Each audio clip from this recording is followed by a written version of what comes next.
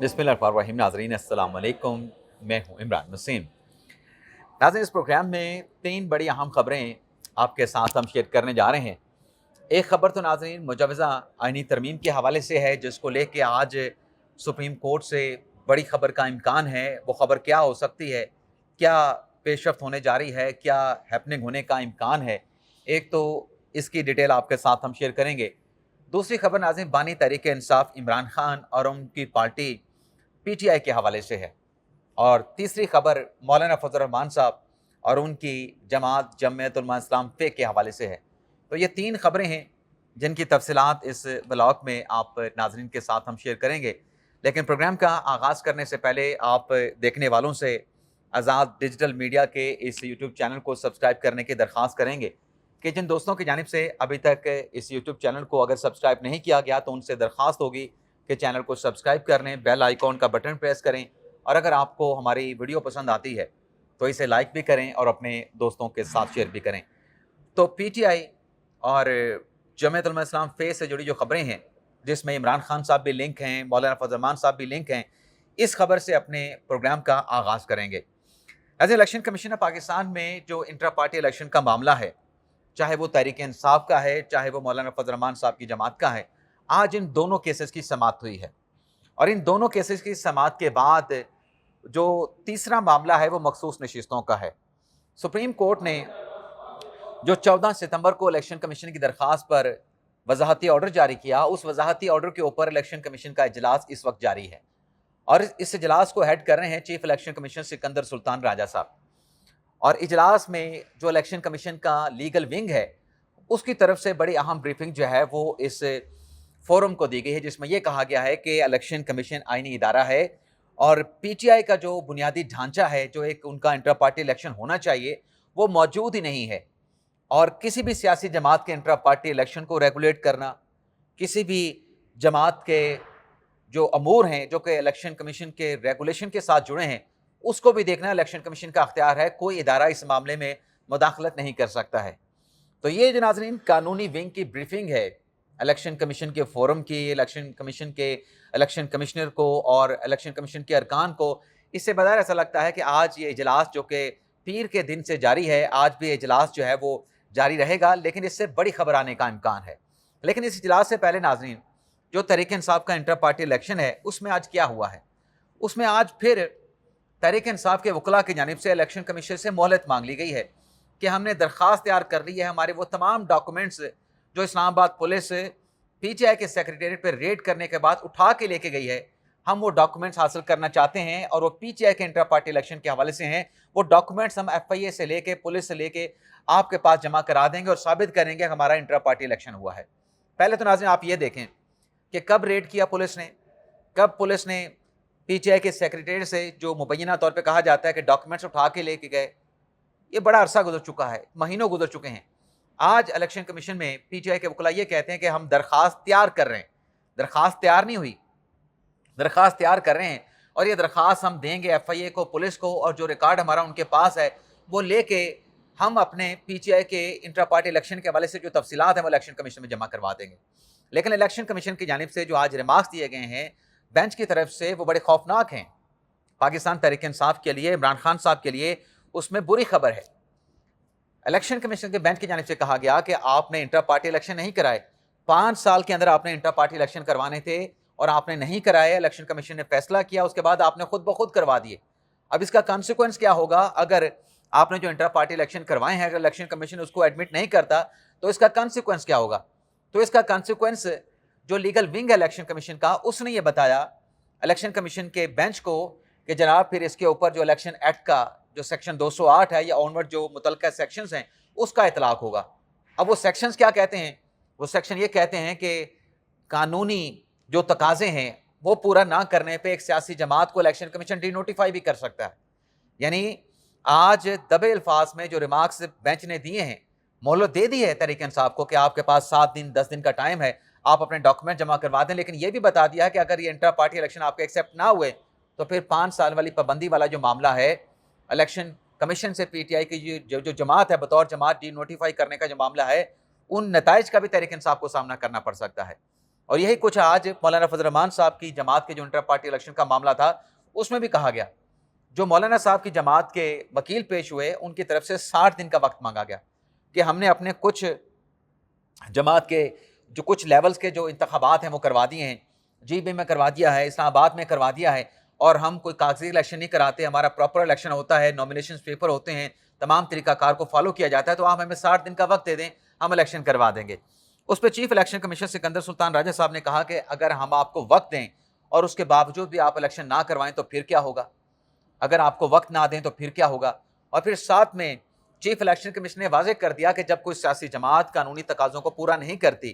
Inter party election کو نہیں ٹھیک سے کرواتی، تو پھر اس صورت میں اس کا جو الیکشن سمبل ہے وہ بھی واپس ہو سکتا ہے، نہ صرف الیکشن سمبل واپس لیا جا سکتا ہے بلکہ اس کے ساتھ ساتھ اس سیاسی جماعت کو ڈی نوٹیفائی بھی الیکشن کمیشن کر سکتا ہے۔ یعنی اتنے وسیع اختیارات ہیں اگر آپ اپنے انٹر پارٹی الیکشن نہیں کرواتے۔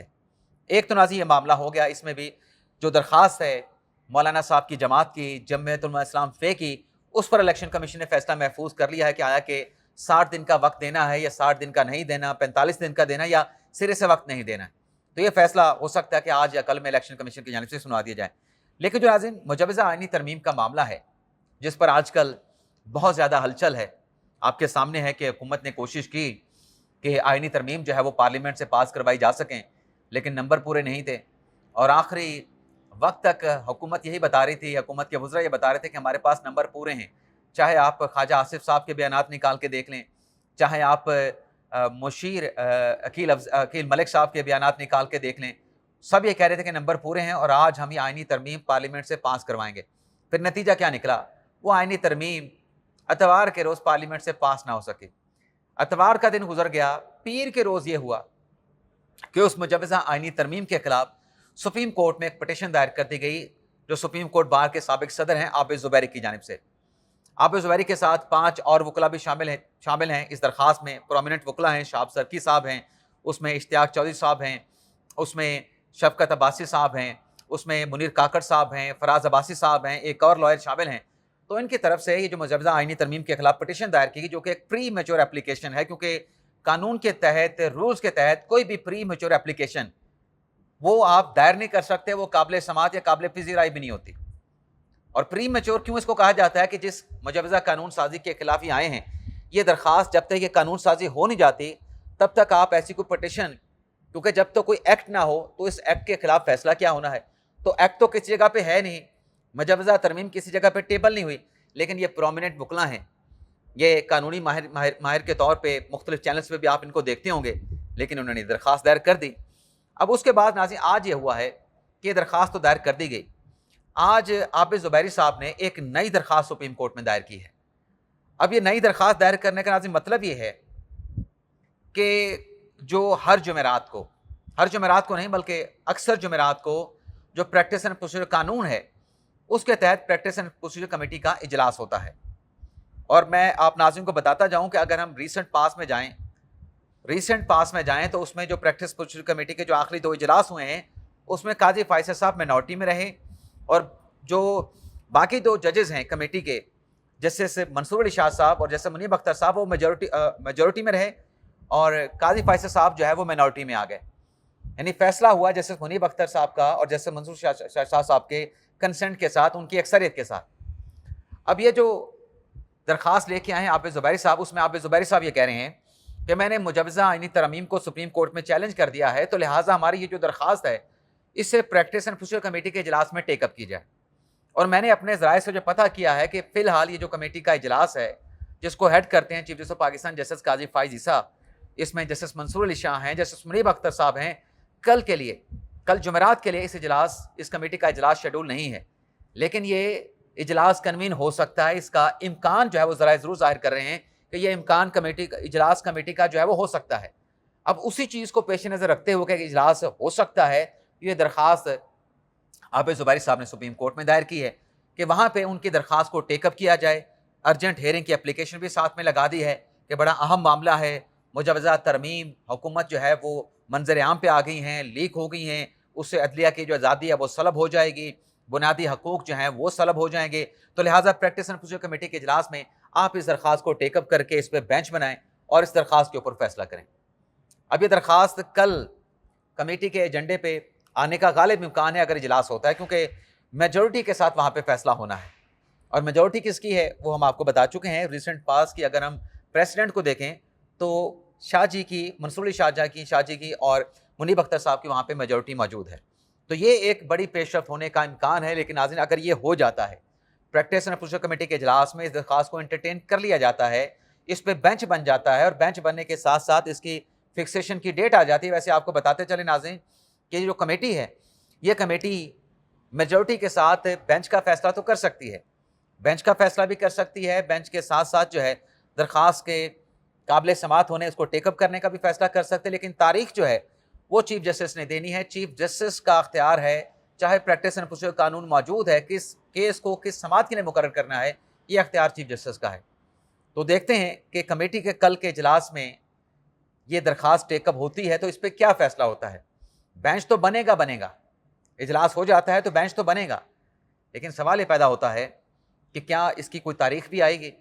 تاریخ آئے گی تو کب کی آئے گی؟ اور پھر یہ بھی سوال پیدا ہوگا کہ جیسے میں نے کہا کہ یہ پری میچور اپلیکیشن ہے، اس کے اوپر اعتراضات بھی لگیں گے، تو کیا وہ اعتراضات انٹرٹین تو نہیں ہو جائیں گے کہ یہ تو درخواست پٹیشن قابل سماعت ہی نہیں ہے، کیوں اس کو انٹرٹین کیا جائے؟ تو دیکھتے ہیں اس درخواست کو جو کہ عابد زبیری صاحب اب لے کے آئے ہیں، متفرق درخواست ہے اپنی درخواست کو ٹیک اپ کرانے کے لیے. اور یہی عابد زبیری صاحب ہیں جو پریکٹس اینڈ پروسیجر قانون کے خلاف تھے